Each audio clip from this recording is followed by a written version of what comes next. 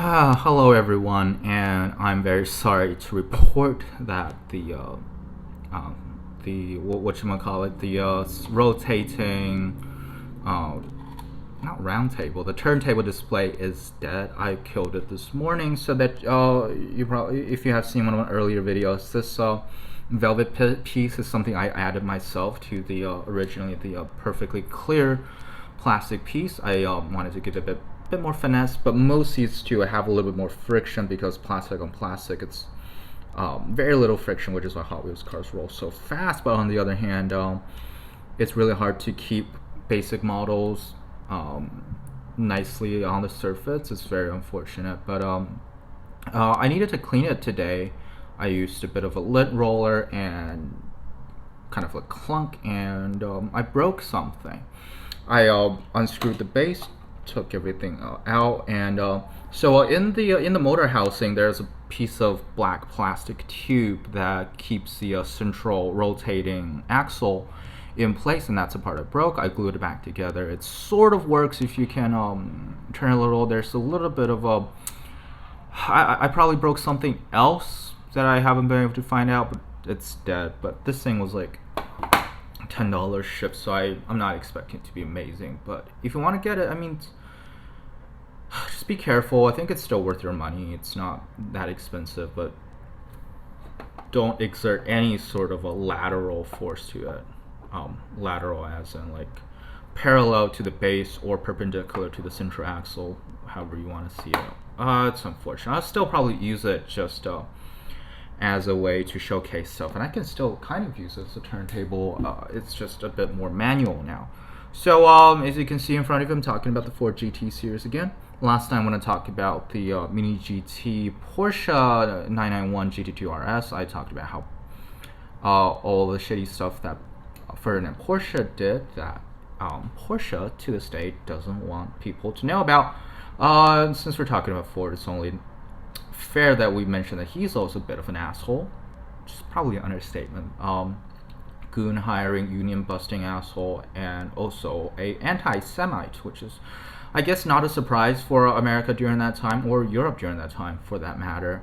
But he was 100% above and beyond what is considered like quote unquote average anti-Semitic. He actively funded making copies of the famous or infamous Russian anti-Semitic text, Protocols of the Elders of Zion. I think he printed 500,000 copies of them and distributed them in the United States as well as Britain, I want to say.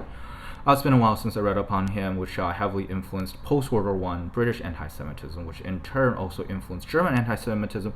Not that the Germans needed help, extra help for their anti-Semitism, but it's definitely a thing, and also influenced some guy that some people might have heard of, aka Adolf Hitler. Again, not that he needed extra help. The Germans themselves and the Austrians themselves had more than enough anti-Semitism to go around, even though in the Weimar Republic, and even to a lesser extent, the German Empire's anti-Semitism was not as bad as some of the other countries, especially if you want to think about like Tsarist Russia. But Hitler definitely took a lot of, I guess you can say, inspiration from Henry Ford, as well as from American racism in general. A lot of Hitler's policies were direct influences of how the United States treated Native Americans as well as black people. The more you know. But anyway, the Ford GT has very little. Oh, by the way, he was also a dirty liar. You know, one of the most famous Henry Ford quotes is that you can have the car, aka the Model T, in any color you want as long as it's black. It's a nice sounding quote, but he made the Model T in a bunch of colors, not just black. So the more you know. But the good thing is, the Ford GT40 has nothing to do with the original Henry Ford. It was Henry Ford Jr., post-World War II. And yeah, a great car, a great looking car. This is a Hot Wheels version, and next to it, I also have a AUTOart True 164. So you can see, first of all, how tiny it is, and also you can just see proportion-wise, again, Hot Wheels do their thing, which is nice, I guess. First of all, I want them to roll better, fit the track better. On the other hand, tune it up a little, I guess, to make it cooler or whatever, but you can see how flat this Hot Wheels is. It's not that much taller than the AUTOart version, but it's a bit more longer, but it's so much wider. It just seems weird. I think I said it last time, it's like if you put a GT40 in a panini machine and you press it down. Yeah, I think that's probably what will come out of it. Hot Wheels has done a couple of other castings. What they don't really have much of is the first generation of the new Ford GT. So the 2004 version, I think. For history major, I don't remember my years that well. It took me ages to remember when the German unification took place. And like literally, this is German history is my thing. But anyway, I think it's 2004. Oh, by the way, it's 1871, if you're wondering. Hopefully I got that right. They do have this one is the Ford GT LM. In some of the releases, they just straight up call this Ford GT. This is obviously the LM, the Le Mans version of the first generation of the new Ford GT. They wanted to call it the Ford GT40, but due to rights and stuff, Ford has officially licensed it to, sold the name to some other company, and they couldn't get it back for this release, so they just called it Ford GT. This one looks pretty nice. There has been a couple of premium releases. There was one in Boulevard, which looks really good, and there's another one in, I think, Gran Turismo, or one of the entertainment ones is either Gran Turismo or the other racing game. Like Forza, I think it's Gran Turismo. But it's either that or Forza. I don't play video games. I have no life, basically, is what I'm saying. And this one looks pretty nice, but I do have one that's so much cooler. This is the AUTOart version of the first generation Ford GT, and in true 164 glory and pretty much stock. I mean, stock as far as the Ford GT goes is a very cool supercar. Excuse me? AUTOart is a company based in Hong Kong. For some reason, I always just thought it's American, but it's not. I don't even know why I would think it's American. And they usually make much larger scale models, and apparently they're really good. I don't really do larger scale models, budget and space mostly. I mean, I do appreciate the smaller models more because like how intricate the tiny details can be. I think I don't know, it's a personal thing. If you like larger models, that's also awesome. I have nothing against them. AUTOart usually make larger models, but they have forayed into the 164 range a couple of times. The most famous one will probably be the Veyron, which looks really nice, but it's super expensive. I said it a couple of times before, but the cheapest you can get is the Dubai Police, at least as far as eBay can show, and that one is being sold for like $60 shipped or $50 shipped. It's way too expensive. This one isn't. This one is being sold on American Amazon for $13 with free shipping, which is pretty nice. And this thing looks really good. AUTOart does come in these box windows. It comes with a acrylic display case. You see those pretty often. And yeah, the Ford GT, by the way, is from the back of the cardboard. It's not part of the case, and it's screwed in. But it's not really interesting, is it? We're here to see the model, and the model, I must say, it's great. I don't know why I saw some of the pictures online. I always thought like it's might have been plastic wheels, but it's rubber, which is real good. And you can see the depths in here. It's really hollowed out. It's really nicely detailed. The headlights, you see, there's a chrome piece in there. You can easily tell, right? I'm gonna get the lighting a little bit brighter, hopefully. You can see the chrome reflections in there. Yeah, that's a separate piece. I don't see anything else that's chrome. So these two pieces are individual. Like they're not used for anything else. It's just an extra piece, which is something very few companies do. Like Greenlight doesn't do it. AUTOworld barely used plastic inserts at all. Well, which they did use for the Ford GT40, which is pretty nice. And these two more light pieces down here are also plastic inserts. Really cool. You can see the rear view mirrors these are accurate. Last time I was talking about Malibu International, which I think is a fairly comparable brand. I was talking about how chunky the mirror is, and also how it's not chromed. This one is chromed. You can see the silver, which is really nice. The interior really puts it, wow, that's my fingerprint, puts it like over the top. First of all, you can just see how tiny the windshield wipers are, and you can see the engine details in here. Like, oh, this is properly cool. Jeez, it's really dirty. I'm sorry, I've fondled it for quite a bit now. It's got a plastic base if you care about that kind of things. AUTOart 164 Ford GT, crafted in China. Yeah, and you can see a backlight. These two light pieces, backlights, are also plastic inserts for GT, and the license plate on the back. Just an awesome looking car. Yeah, I don't know what this will be comparable to. I would say probably Kyosho. This is definitely a Kyosho quality. Gorgeous, gorgeous looking car. Not that expensive, which is probably why AUTOart don't do them anymore. As far as I know, it's probably because they're not making a lot of money. But those are this one is still really good. And oh, by the way, for people that care, this rolled really nicely. Oh shoot, one of my figures ended up under there. This rolls really nicely. It's perfect. It's rolls as almost as good as my Kyosho model, which apparently a lot of Kyosho models don't roll, but the only one I have rolls, so that's my only point of comparison. Not as doesn't roll as good as Hot Wheels, but that's a pretty high bar to set. Yeah, really nice, really nice. And by the way, for people that care, I'm going to talk about the sorry, it's a police car or an ambulance or something.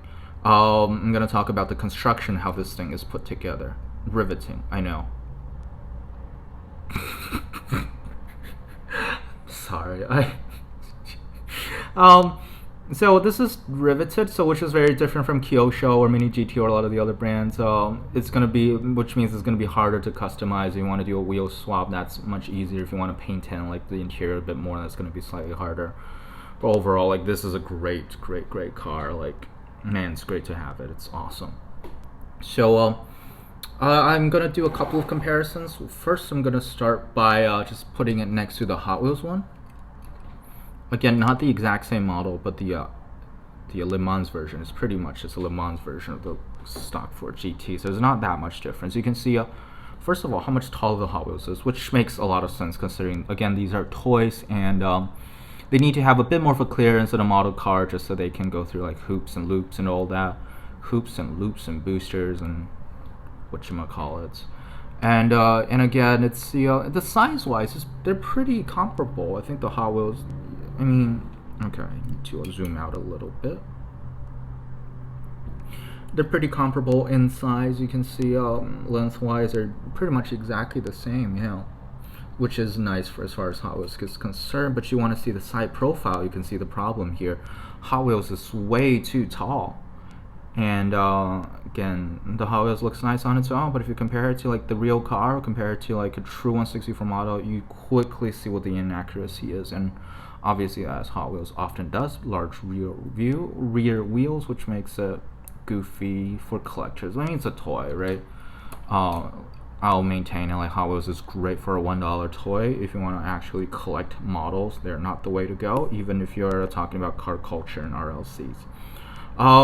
Great if you like the way Hot Wheels tune their stuff for like a bit more Hot Wheels original culture. It's awesome, but not if you want to collect models, accurate models at least, because like for the premium releases in Speed Machines or Entertainment or Boulevard, it's still the same casting. I think it might just have like a plastic wing depending on the release, depending on when they change the casting, but overall it's the same thing. So you get all goofy proportions, which is, for as far as collectors are concerned, I think a shame.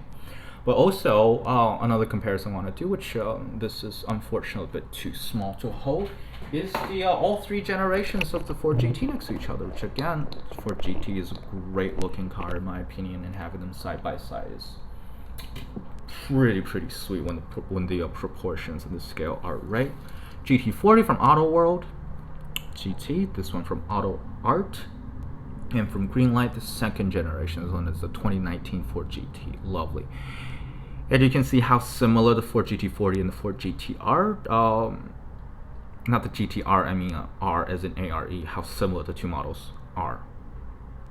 But you can also see how much bigger this is. It's a few inches taller than the real thing. And by the way, you can see because they're going for a retro style, it's pretty much a scaled up version of the original Ford GT. So these are not gull wing doors despite what it might looks like. The hinge is still right here, which means the door has a roof of its own. If you see Jeremy Clarkson's experience with his Ford GT, it's a bit of a problem for him, which is something I'm glad they fixed for the second generation Ford GT. Yeah, it looks great. Looks great. Not much for like the retro styling, but this thing looks. Actually, no, I take that back. I love retro styling. This one and the Alpine A110, great looking cars. Modernized, classic race cars, right? Yeah, this thing looks great. Like, just the engine details. It shows you like, I don't know how many pieces it put on this thing. It's a lot. And a comparison between the first and second generation Ford GT, they're much more different. I mean, I like the retro styling of the first generation. The second generation just looks so different. It looks so great. It's, yeah, great series of cars, lovely looking cars. Obviously, Le Mans legends. And for some other comparison, I'm gonna zoom out a bit. This is the Ford first generation Ford GT40. Hot Wheels one, not so great, unfortunately. And what's also unfortunate is you see these go for quite a bit of money, especially the supercharger hunt version. Ford GT LM, pretty nice. This one's just a bit too tall, and I'm not just talking about clearance. Even without considering the clearance, the actual side profile is way too tall. And for a second generation Ford GT, this is pretty close to 164. The only problem I have with it, which is not a big deal, is the lack of any negative space underneath the flying buttresses. But for a $1 car, that's more than fine. This is the pretty recent multi-pack exclusive. And against the Greenlight version, it looks really nice. They're pretty much the same size. I'm sure Hot Wheels proportions are not perfect, but pretty good as far as Hot Wheels is concerned. And this is from the Team Transport Ford GT Race, they call it, but basically the Ford GT LME. Great looking car in the casual livery, which is based on a real car. And this is a bigger problem I have because this is a premium casting. Still got a bit of a negative space, but not full, which is unfortunate.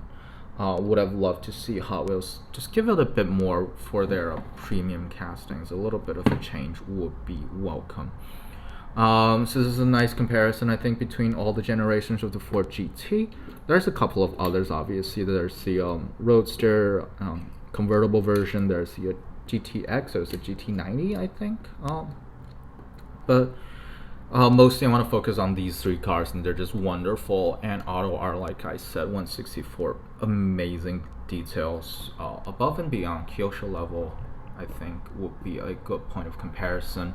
Shame they don't make any more, probably just didn't make a lot of money from them, but still great nevertheless. So this is the AUTOart 164 Ford GT, the first generation of the new Ford GT. Great model. I think it's worth getting if you're American. You can get it on Amazon again for $13, free shipping, which is, I think, for this kind of details and this kind of quality you're getting, it's more than worth it. Thank you for watching, and goodbye.